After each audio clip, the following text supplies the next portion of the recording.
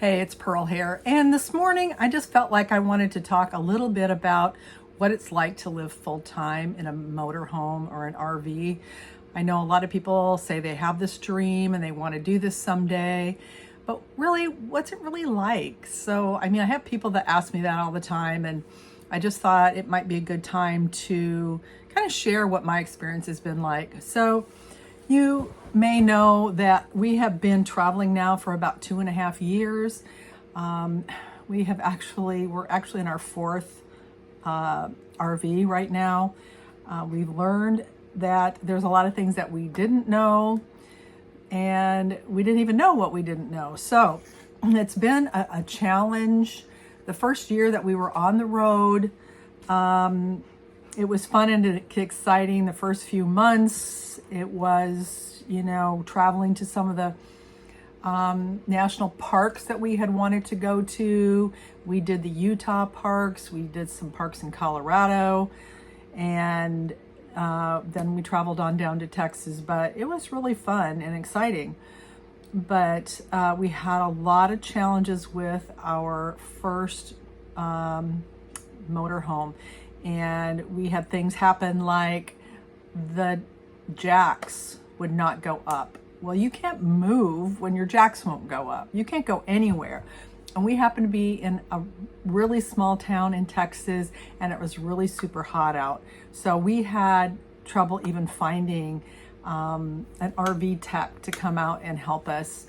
And it ended up being that the hydraulic line had broken and all our hydraulic fluid had drained out. But anyway, after that, it happened again.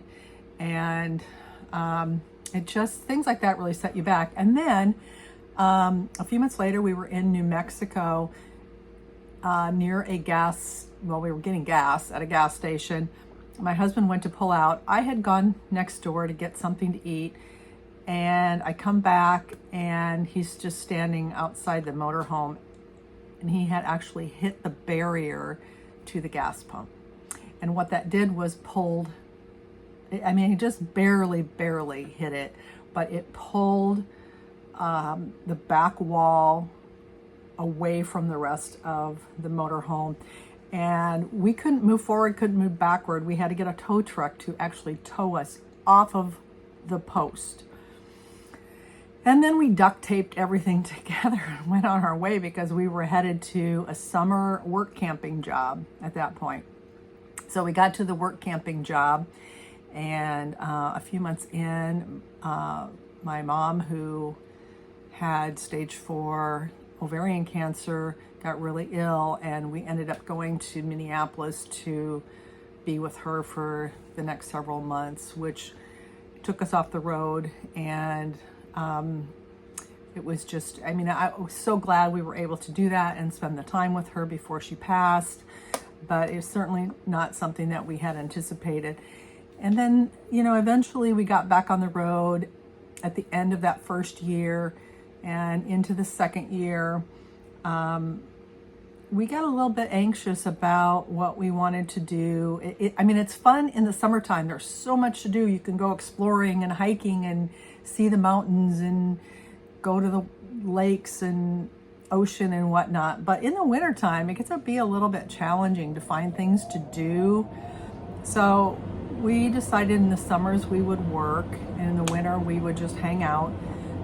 So the second summer we actually worked at a candy store, and it sounds really fun, but it was a lot of hard work, and we were on our feet for 8 hours a day. And after that experience, I said, nah, I'm not doing that again. So I had been trying to build a business online so I could create extra income. I did find some things, and I will talk about those in other videos, that are working for me. But it is a challenge to live on the road because of it. It's always something unforeseen that you don't know, you sometimes can't see coming. So, like I said, we've had rig challenges. Everybody has them. Stuff goes wrong. Stuff happens. We had 2 flat tires within 2 days one time. The very first night we were out on the road, actually, this is kind of a funny story. I had made a big crock pot full of chicken soup and I put it on the counter extension. Well, it didn't have the counter extension locked and the entire pot of soup crashed to the floor. So I don't know, maybe that should have been a sign right off the bat. The next day we woke up in a snowstorm and literally had to drive out of 6 inches of snow. And that was pretty scary. We couldn't even hardly see the road when we left, but we knew we had to get out of there and get away from the snow. So things like that happen and you can't always anticipate that. Yeah, we probably should have been watching the weather a little bit better, but we were just excited to be traveling. So, there's times too when I really miss my friends and my family, and that's probably the hardest thing. We talk to our granddaughter, she's 4, she calls us now on the phone to talk, and that's kind of fun. And then I'm always talking to my 2 daughters. One of them lives in New Hampshire and the other one lives in Colorado. So we're actually headed out to New Hampshire this summer to see one of them, and we have spent time in Colorado this year too. But that's really hard to be away from your friends and family all the time. My best friend actually passed away prior to us leaving on the road, and so I really still miss her a lot. And I have made some new friends, but it's friends you see when you're camping somewhere, you kind of make a connection, but then you move on and you're someplace else. So we do have some work camping friends that we've worked with on 2 jobs now that we've become close to, and I really value their friendship. Where we are now here in Virginia, we've been able to spend time with them, so that's been a blessing. But I still miss friends and things like that. So excuse me, for anybody that's thinking about this lifestyle, those are things that you do have to consider, is that, it is life-changing. There will be things that you love about it, but maybe things that you don't like so much. Now, overall, at this point, I don't know that I could go back to a brick and mortar house. I guess I'm just not ready for that. I don't even know where I would go. I mean, there's so many places, so many choices. I don't think I could settle on one. So the beauty of this lifestyle really is, if you don't like where you're at, you pick up and move. So I think there's people that end up moving into an RV and then they don't move. They just stay stationary, and that's fine for them. But for me, I don't think I could do that either. So I like to travel. I like to see the new places. Travel days are stressful when we move. It's all the packing up and going to a new place. So one thing I would advise is that if you go someplace, stay long enough to get comfortable and enjoy your stay. Don't rush through things. I think that was our mentality when we first started, is that we had to do all these things and get it all in. But in reality, it gets to be a little overwhelming. So really just stop and stay. Stay 2 weeks someplace, explore the area, spend time just goofing off and doing whatever you want to do. And also, I think for us at least, we like to have something to do that is productive rather than just spending all our time exploring. So we do work a part-time job. It's a travel job, so it works perfectly for us. If you're interested in something like that, you can always reach out to me. I can tell you about it.